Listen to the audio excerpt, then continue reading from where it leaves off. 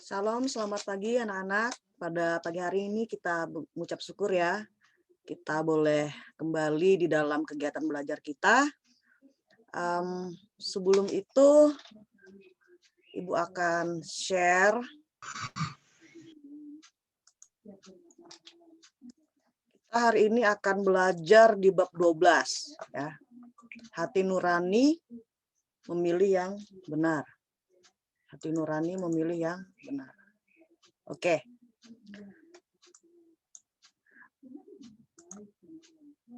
Nah, kalian perlu perhatikan, jadi KD dan indikatornya kita lebih fokus kepada hati nurani ya. Kalau kita lihat indikatornya, membuat keputusan yang benar menurut hati nurani, menceritakan peran hati nurani bagi remaja, bahkan mempraktekkan cara mengambil keputusan yang benar. Jadi setelah dari kegiatan pembelajaran ini, kita dapat mengambil keputusan yang benar berdasarkan firman, dan tentunya juga dari orang tua kita, nasihat-nasihat yang baik, dan itu juga dapat membantu kita dalam mengambil keputusan yang benar. Oke, untuk tujuan pembelajarannya pada pagi hari ini ya. Pertama, memahami peran hati nurani, itu dulu ya. Lalu yang kedua, memotivasi peserta didik untuk bergerak, mengevaluasi dan memperbarui diri berdasarkan panduan hati nurani. Oke, sebelum kita mulai kegiatan pembelajaran kita, Ibu minta salah satu dari kalian berdoa. Ibu minta Keisha untuk pimpin kita di dalam doa. Silakan Keisha.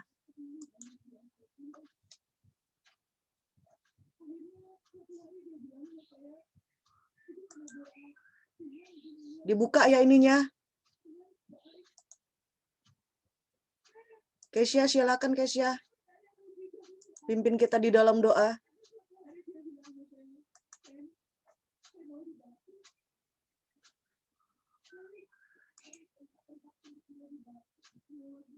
Mic-nya dibuka, Keisha.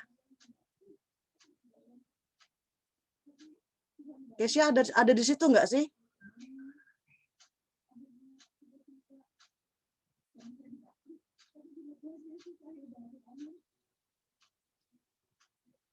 Silakan Keisha, pimpin doa dulu.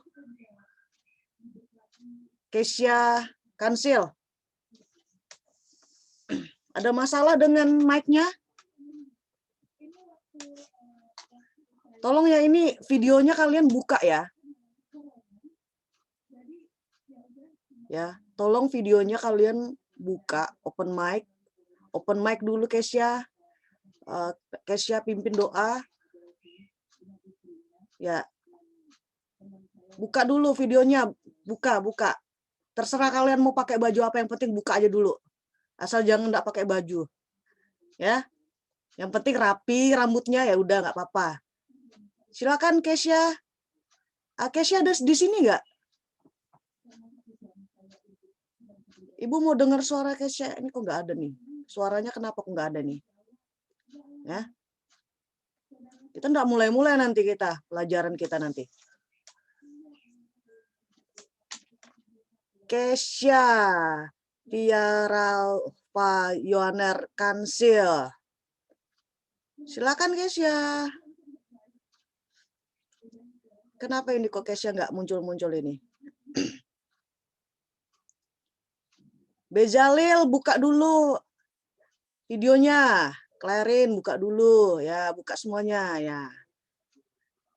Ya buka. Nah, biar kalian juga bisa lihat teman kalian di situ ya. Buka ya. Rahel, ya buka dulu Rahel. Apa lagi? Ini masih nih, belum nih. Mana sih? Loh, sudah keluar dia. Oke deh. Kayaknya ada temenmu yang terkeluar. Keisha ya. Ya sudah, Ibu pimpin kita dalam doa. Mari kita berdoa. Bapa di sorga, Bapa yang kami sembah hanya dalam nama Yesus, kami mengucap syukur dan berterima kasih karena Engkau boleh memimpin dan menyertai apa yang kami lakukan pada hari ini. Tuhan, kami serahkan kegiatan belajar kami ke dalam tangan-Mu. Kami akan membahas tentang peran hati nurani di bab 12. Engkau berkati hamba-Mu yang akan mengajar, Engkau berkati juga anak-anak supaya mereka tetap mengikuti dengan baik dan dapat mengerti. Kami serahkan kegiatan belajar ini sampai 45 menit ke depan di dalam nama Yesus. Amin. Oke, Ibu akan share bab 12 tadi ya. Tadi Ibu sudah sampaikan di awal tujuan pembelajarannya apa gitu ya. Oke. Mana ini? Ya. Sebentar ya. Ya. Kita lihat apa itu hati nurani. Nah, coba kalian perhatikan di sini ya. Menurut Profesor Kaberten ya, hati nurani adalah instansi atau bagian dalam diri manusia yang menilai perbuatan manusia baik atau buruk. Jadi setiap manusia, setiap orang tentunya punya hati nurani, dan hati nurani ini digambarkan oleh Profesor Kaberten itu seperti instansi ya. Instansi itu apa sih? Kayak seperti perusahaan gitu ya. Tapi ini kan dalam tanda kutip ya, dia menggambarkan seperti itu. Cuman itu instansi itu ada di dalam diri manusia ya, ada di dalam diri manusia. Lalu hati nurani erat kaitannya dengan moral ya. Kalau misalnya ada seseorang yang tidak memiliki moral, berarti kecenderungan hati nuraninya jahat gitu ya. Lalu hati nurani manusia adalah kedalaman termurni dari jiwa manusia. Kamu pernah mendengar ungkapan, dengarkanlah suara hati nuranimu. Ya, pernah kan? Nah, ini dia. Jadi hari ini kita akan fokus lebih kepada belajar hati nurani ya, hati nurani. Biar orang yang penjahat sekalipun dia punya, cuman dia tidak mempergunakan hati nuraninya. Nah, itu dia ya. Oke. Menurut Profesor Kaberten ya, hati nurani juga berisi apa? Di situ kesadaran ya. Dengan demikian hati nurani tentu saja mengandung unsur logika. Logika itu apa? Nalar kamu, pikiran kamu ya, kesadaran. Ya, nggak mungkin nggak sadar. Ya, jadi kalau misalnya seseorang menyakiti hati orang lain, itu dilakukan secara sadar. Jadi kalau ada orang yang bilang, aku nggak sadar, aku melakukan ini yang jahat. Atau misalnya dia selalu bersembunyi di balik kata hilap. Aku hilap, tapi dilakukan berkali-kali. Nah, ini salah besar nih ya. Ya, salah. Jadi kalau seseorang ya kalau sudah menggunakan hati nurani ya, jadi hati nurani itu juga berisi kesadaran. Ya. Jadi nggak ada yang nggak sadar gitu kalau melakukan sesuatu gitu kan. Kecuali kalau misalnya kamu lagi tidur, tiba-tiba kamu bangun jalan sendiri. Nah, itu kan nggak sadar kamu kan. Nah, itu dia ya. Lalu nah, jadi tidak benar kalau hati nurani hanya dipandu oleh emosi atau perasaan. Jadi hati nurani memandu kita dalam setiap tindakan. Ya, dalam setiap tindakan. Ingat Amsal pasal 4 ayat 23. Ini penting. Jagalah hatimu dengan segala kewaspadaan karena dari situlah terpancar kehidupan. Jadi hati itu pusat dari kehidupan. Pusat kehidupan. Jadi makanya penting untuk menjaga hati. Kan ada lagunya, siapa yang tahu lagu Sekolah Minggu yang jagalah hatimu terhadap dosa, kalau nggak salah gitu ya, takutlah akan Tuhan senantiasa. Nah itu, lalu ada ayat yang dinyanyikan, masa depan sungguh ada dan harapanmu takkan hilang dan sebagainya. Nah, kita kembali lagi ke ayat Amsal 4 ayat 23. Jagalah hatimu dengan segala kewaspadaan. Berarti kita itu harus hati-hati dengan hati. Kayak mana itu? Hati-hati dengan hati. Rupanya hati-hati, bukan hati. Rupanya hati itu kalau tidak dijaga berbahaya. Karena dari hati seseorang itu muncul segala hal-hal yang jahat. Ya. Jadi penting untuk jaga hati. Apalagi kalau misalnya ada seseorang yang sudah memiliki pasangan, pacaran, kalau dia tidak jaga hati pasangannya, maka hatinya akan sakit. Pernah sakit hati nggak kalian? Kalian pernah sakit hati nggak? Leonel pernah sakit hati nggak, Leonel? Pernah, Bu, pernah. Pernah. Dimarahin bapak atau dimusuhin teman-teman misalnya, mungkin bisa ceritain sedikit lah pengalaman ya, Leonel. Dua-duanya pernah sih, Bu. Pernah ya, pernah ya. Tapi kalau misalnya orang tua marah, itu tandanya sayang itu, ya. Itu tandanya sayang. Cuman memang kadang anak-anak itu kadang nggak, masa sayang kok marah gitu kan. Pasti mikirnya kayak gitu, masa sayang kok marah? Kalau sayang tuh ya benar-benar sayang, nggak dimarah.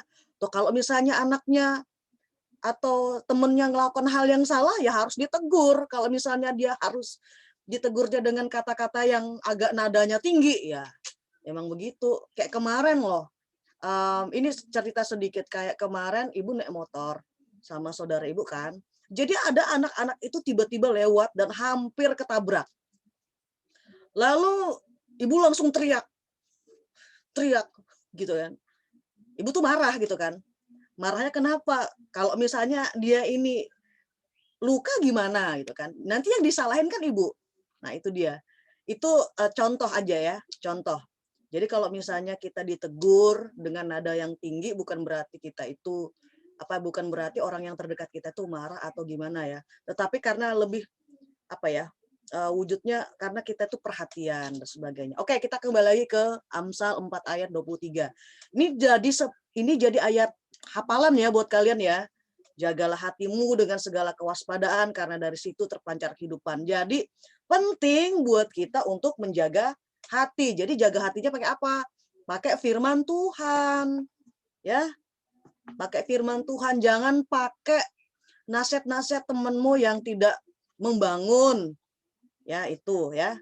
Tapi jagalah hati kita dengan firman Tuhan, dengan orang-orang yang mengasihi kita, ya, yang sesuai dengan firman juga. Nah, itu dia ya. Oke, lanjut. Apa sih peran hati nurani? Kita mau lihat perannya apa. Apakah hati nurani dapat salah? Nah, ya, mari kita pikirkan baik-baik. Apakah hati nurani dapat salah? Hati nurani berkaitan dengan kesadaran diri. Dan karena itu harus selalu dididik dan dilatih untuk membimbing ke arah yang benar. Jadi hati nurani itu supaya dia benar, dididiknya pakai apa? Pakai firman Tuhan.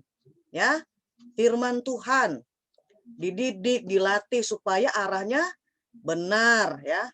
Kalau kita ingin mencapai tujuan yang benar, caranya juga harus benar. Kalau misalnya kamu ingin mencapai tujuan yang benar, tapi caramu salah, bisa nggak mencapai tujuan yang benar? Nggak bisa, ya, tidak bisa. Nah itu dia ya. Oke, lanjut. Menurut Profesor Burton yang tadi ya, terkadang seseorang meyakini apa yang dilakukannya itu merupakan bisikan suara hatinya, padahal tindakannya itu salah nih. Contohnya, nah akhir-akhir ini atau baru-baru ini ada berita tentang teroris. Ya, bom bunuh diri di Makassar. Nah, apakah para teroris itu melakukan dengan kesadaran? Menurut kalian, sadar nggak? Kesya, menurut Kesya, apakah teroris itu melakukannya dengan kesadaran, Kesya? Bom bunuh diri. Dinyalain dulu mic-nya, biar ibu dengar suaranya. Ya, Kesya. Ya, Bu. Ya, apakah para teroris itu yang bom bunuh diri itu melakukannya berdasarkan kesadaran? Tidak. Tidak. Berarti dia pingsan dong. Ayo. Sadar apa enggak? Enggak tahu ya, bingung. Ada yang mau jawab enggak? Marcelo mau jawab? Sadar enggak dia?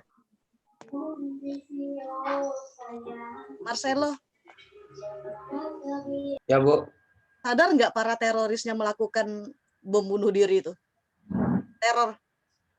Teroris. Sadar, Bu. Sadar ya? Sadar. Sadar, tapi otaknya sudah dicuci ya. Oke. Ya. Terima kasih. Silakan di-unmute lagi ya. Di-mute maksudnya. Oke.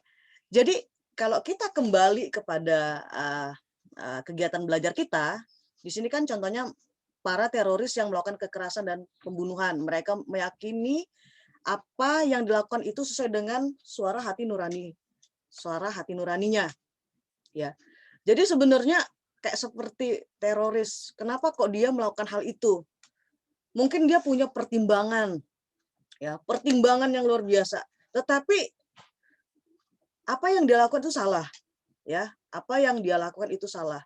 Apakah dia sadar melakukan hal itu? Kalau menurut Ibu dia sadar. Dia sadar karena gini, pasti kalau orang yang melakukan bunuh diri ya, misalnya kayak bom bunuh diri, dia sadar kalau misalnya aku mati aku kemana gitu, nah kayak gitu. Kalau orang yang sudah dicuci otaknya gitu kan, oh kalau aku mati nih menurut mereka masuk surga.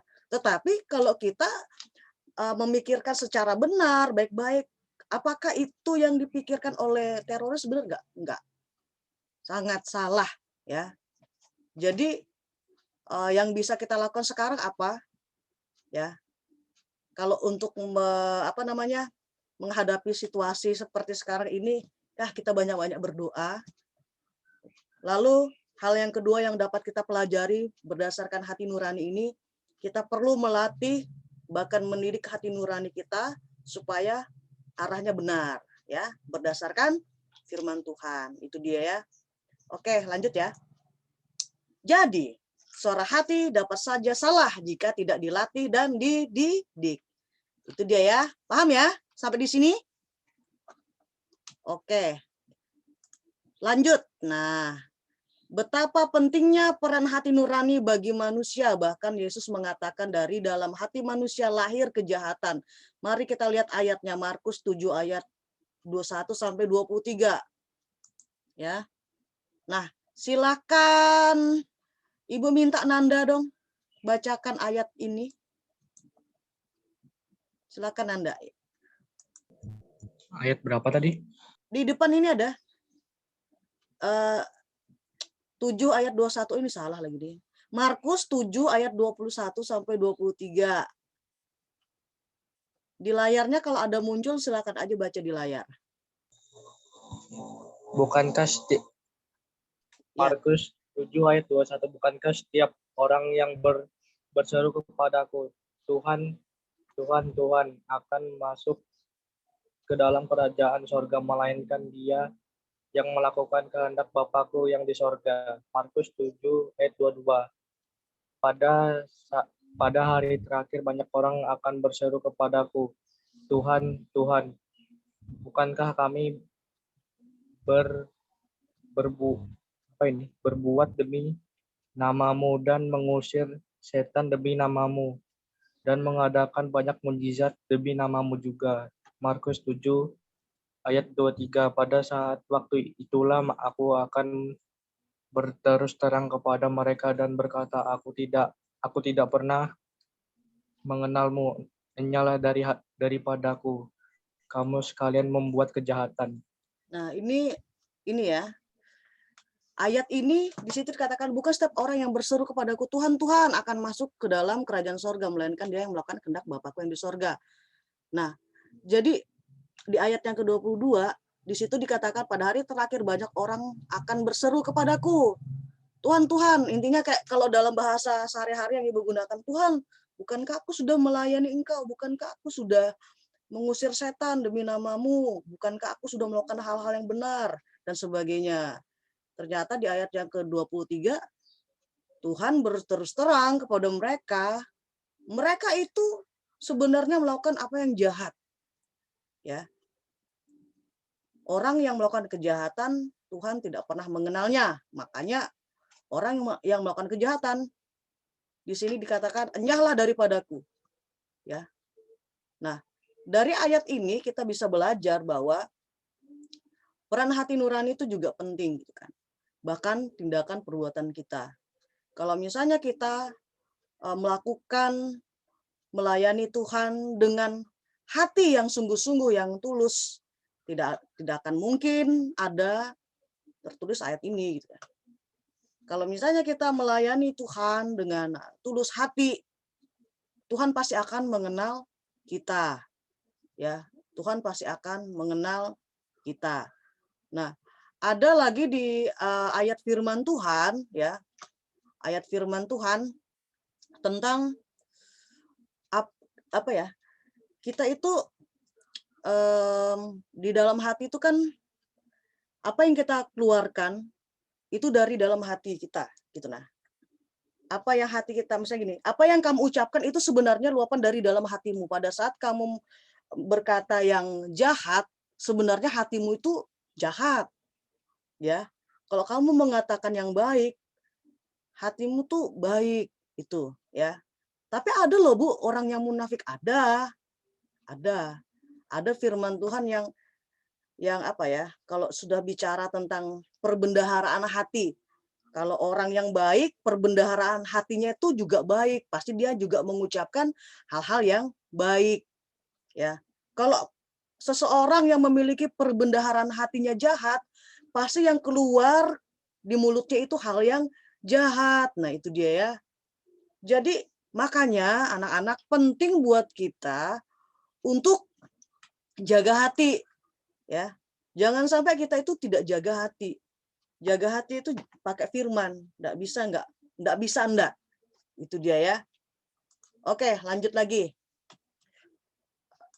Oke, hati nurani berperan dalam membentuk karakter manusia, terutama dalam kaitannya dengan pilihan dan pengambilan keputusan. Jadi, secara sadar atau tidak sadar kalian itu juga mengambil keputusan. Salah satunya contoh hal yang sederhana. Misalnya kamu diajak sama mama papa pergi ke restoran untuk makan. Nah, di situ kan banyak menunya tuh. Kamu suruh pilih menu-menu apa. Pasti kamu bingung kan, makanannya enak banget nih, yang mana ya? Lalu kamu menetapkan satu menu, oh aku mau ini. Berarti secara tidak langsung ya, secara tidak langsung kamu sedang belajar mengambil keputusan gitu ya. Dalam hal makan loh, ini sederhana aja. Ini sederhana ya. Tetapi kalau kita kembali lagi ke apa yang kita pelajari hari ini ya, hati nurani berperan dalam membentuk karakter. Kamu itu punya karakter ya. Sifat-sifatmu itu seperti apa ya. Jadi kalau kamu tidak jaga hatimu ya, karaktermu bisa saja karakter buruk ya. Karakternya karakter buruk. Tapi kalau misalnya kamu menjaga hatimu ya, menjaga hatimu, kamu tahu peran hati nurani itu seperti apa ya, maka karaktermu akan terbentuk ya, karaktermu. Kalau karakter itu apa aja sih karakter? Ya sifat-sifatmu itu. Kalau berdasarkan firman Tuhan ada 9 buah roh ya, itu bicara tentang karakter. Galatia 5 ayat 22 sampai 23. Kasih, sukacita, damai sejahtera, kesabaran, kemurahan, kebaikan, kesetiaan, kelemah lembutan dan penguasaan diri. Nah, 9 buah roh itu bicara tentang karakter. Ya. Karakter yang harus dimiliki setiap orang yang percaya Kristus. Ya, jadi kalau kita percaya Kristus, kita tinggal di dalam Dia, kita bisa menghasilkan buah. Buahnya apa? Yaitu 9 buah roh, karakter ya. Kasih tadi ya, sampai 9 tadi ya. Itu dia ya. Lalu dalam hal, nah di sini juga kan membentuk karakter manusia terutama dalam kaitannya dengan pilihan dan pengambilan keputusan.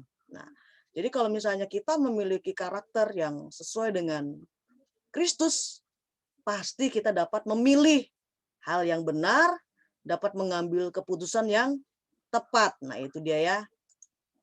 Nah, coba perhatikan di sini ya. Bagi remaja seperti kamu, ya, kamu ini remaja awal ya, amatlah penting untuk terus melatih dan mendidik hati nuranimu sehingga dari dalam hati nuranimu lahir berbagai perbuatan baik ketika kamu harus memilih dan mengambil keputusan. Nah, kembali lagi kan, melatih dan mendidik, makanya penting untuk jaga hati ya. Kadang kita susah ya membedakan. Siapa yang bisa membedakan di sini antara suara hatimu dan suara Tuhan? Atau Roh Kudus berbicara padaku, ini suara hatiku atau suara Tuhan? Kayak gitu ya. Ada orang yang nggak bisa bedakan gitu kan. Kadang kita juga berpikir, Ya bagaimana sih bedakannya gitu kan? Ya pokoknya intinya gini, kita tahu itu suara Tuhan kalau misalnya misalnya nih ya melakukan suatu hal yang tidak baik, tidak benar. Tapi di dalam hatimu tuh selalu mengingatkan kebenaran, ini dosa loh. Kamu lakukan ini. Itu Tuhan itu yang berbicara dalam hatimu. Ya. Kalau suara hati manusia kayak mana? Dia butuh apa? Dia ada kayak pertimbangan kayak gitu ya. Bikin ya. Kadang juga bingung juga ya. Kayak mana sih bedakan antara suara hati manusia, suara Tuhan, sama suara setan. Ya. Tapi kalau kita kembali lagi kepada firman Tuhan, kita pasti bisa membedakannya. Kalau suara Tuhan, kamu diingatkan, oh ini nggak baik nih. Lalu kamu teringat ayat firman Tuhan. Nah, ini dia. Ya, makanya penting buat kita untuk baca firman Tuhan, supaya firman yang kita baca, kita renungkan itu melekat di dalam hati kita.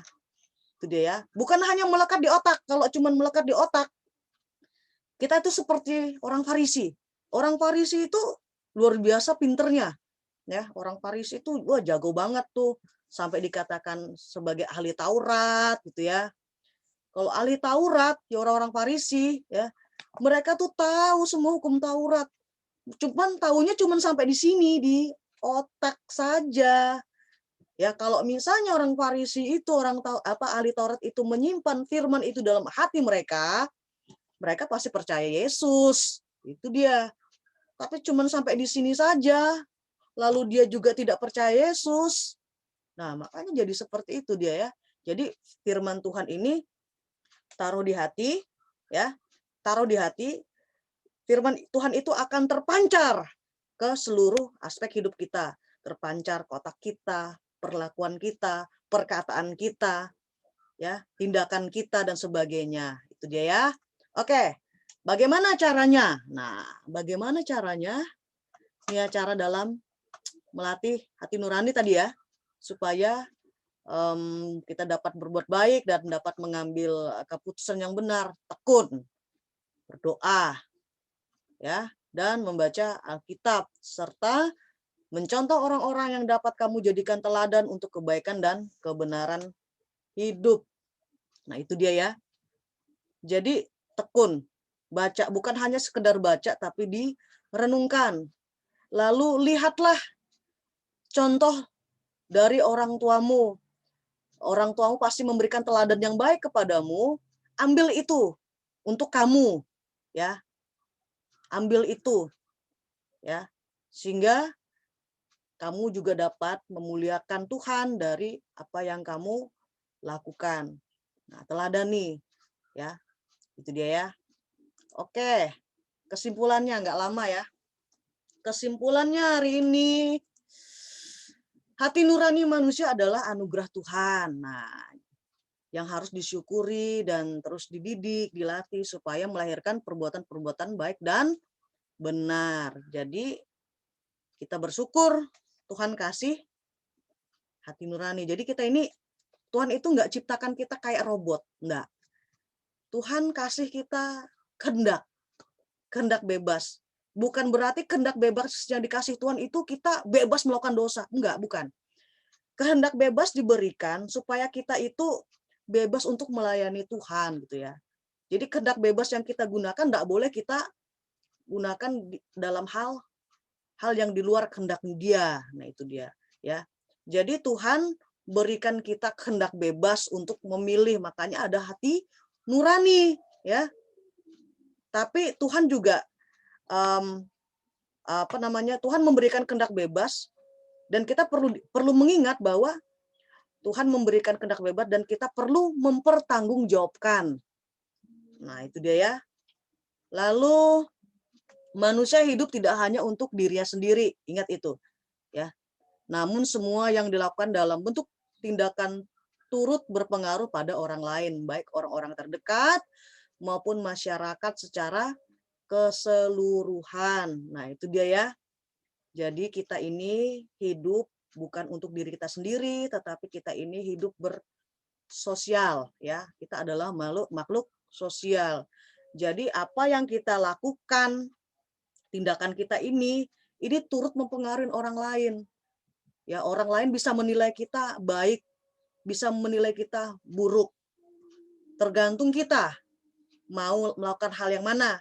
Kalau kita mau melakukan hal yang baik, ya pasti orang akan menilai yang baik. Memang terkadang juga ada, kita sudah bikin baik nih, tapi ada orang yang tidak suka sama kita. Itu biasa. Kenapa? Ya, manusia itu, ya itu tadi, dalam hatinya kan ada, dari hati kan muncul kejahatan. Orang tuh bisa iri juga ngelihat hal-hal yang baik. Kenapa kok kayak gitu? Ya karena tidak ada kepuasan di dalam hidupnya. Dia tidak isi hidupnya dengan firman. Dia tidak mengenal Yesus, ya, dan sebagainya. Tidak mengenal Yesus lebih baik, lebih dalam. Oke, terakhir. Jika hati nurani manusia terus diasah, maka akan melahirkan berbagai tindakan yang baik dan benar. Dan dengan demikian membawa pengaruh positif bagi kehidupan pribadi dan orang lain di sekitarnya. Kesadaran hati nurani membuat manusia selalu berhati-hati, mempertimbangkan tiap kata dan perbuatannya, sehingga hidupnya menyenangkan bagi dirinya sendiri dan orang lain. Oke, sampai di situ ada yang mau ditanyakan sebelum Ibu kasih tugas untuk dikerjakan? Sudah ngerti semua tentang hati nurani? Kasih reaction dulu. Ngerti nggak? Kalau ada yang mau tanya langsung raise hand saja, ya, biar Ibu bisa lihat mengenai hati nurani ya.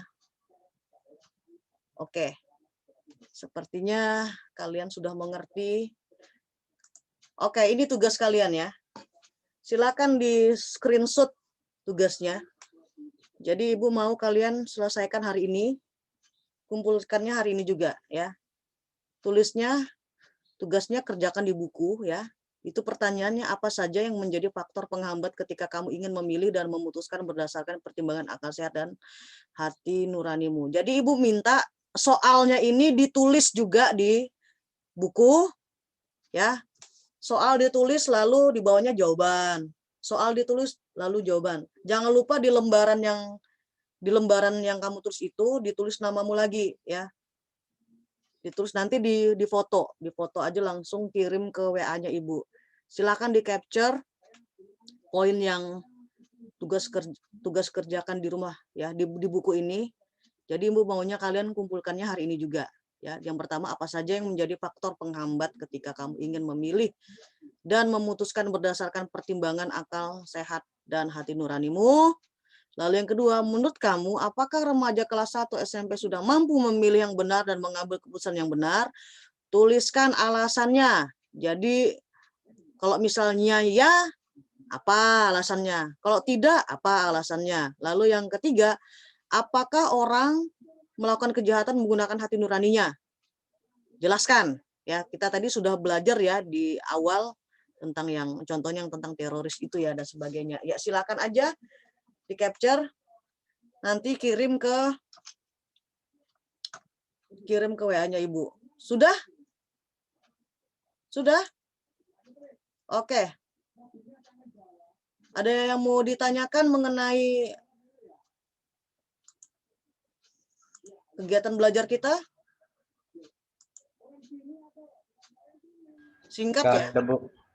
Ada? Nggak ada? Nggak ada. Sudah paham? Saya mau nanya, Bu. Siapa yang nanya itu?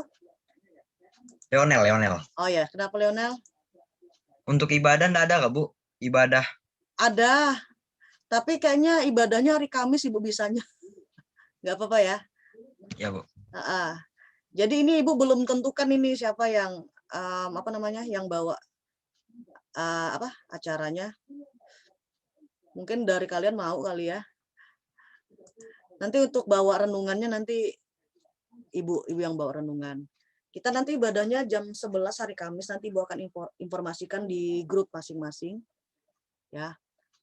Entah Ibu juga yang MC-nya ya, entah Ibu juga yang ini nanti lah. Pokoknya kalian hadir ya. Itu intinya kayak gitu. Nanti sekalian kita fokus berdoa karena kalian juga entar lagi juga mau ujian ya. Ini dekat banget loh ini. Tanggal 26 sudah. Tanggal 26 itu kakak-kakak kelas 9 kalian kayaknya. Kelas 9 Terus itu bulan 6 baru kalian pas penilaian akhir semester. Nah, nggak terasa ya, 1 tahun corona, koronces. Nah, itu dia ya. Ya, tapi ya Ibu tetap kasih motivasi sama kalian, tetap semangat. Mudahan di bulan Juli, karena informasi yang Ibu dapat, tanggal 1 Juli kita akan tatap muka di sekolah. Ya, jadi nanti kita akan sekolah, cuman perbedaannya nanti Ibu akan, kalau misalnya di sekolah ngajarnya Ibu tuh gimana ya? Gini loh, Ibu kan guru agama sendiri. Biar Ibu kasih pemahaman dulu sama kalian ya. Ibu kan guru agama satu orang saja nih, ibu saja gitu ya.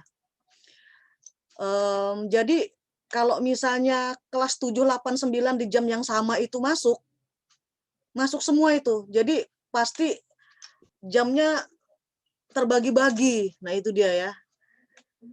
Kalau misalnya guru agama Kristennya ada 3, bisa tuh kayak ngajar kayak gini gitu kan. Maksudnya misalnya 45 menit gitu kan. 45 menit atau 2 jam lah hitungannya kan.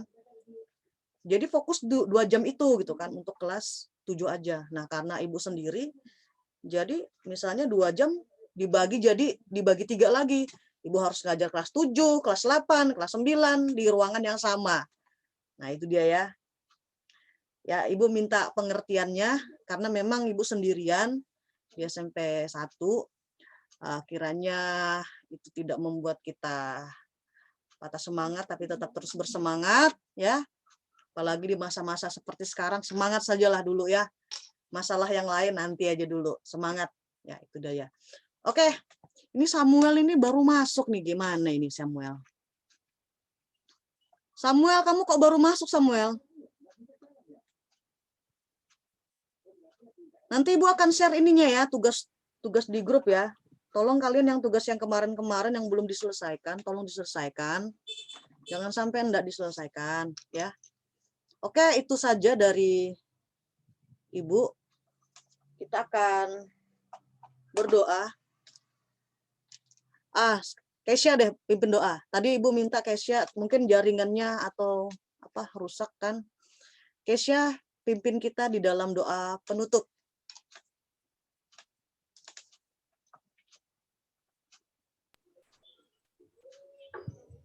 Ya. Mari kita berdoa.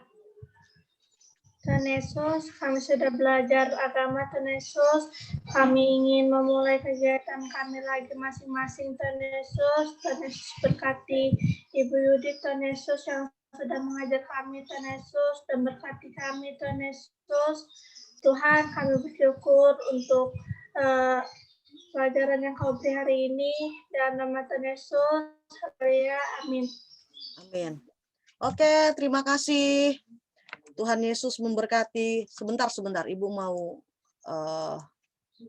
foto ini ya. Ibu mau foto dulu dong kalian sebagai absen wajah. Oke, buka dulu nih apa videonya. Leonel, Rahel, Nanda, Samuel. Ya, cantik-cantik dulu gitu ya. Rambutnya dibersihkan dulu. Kok dibersihkan? Disisir. Kok dibersihkan? Lo mana nih?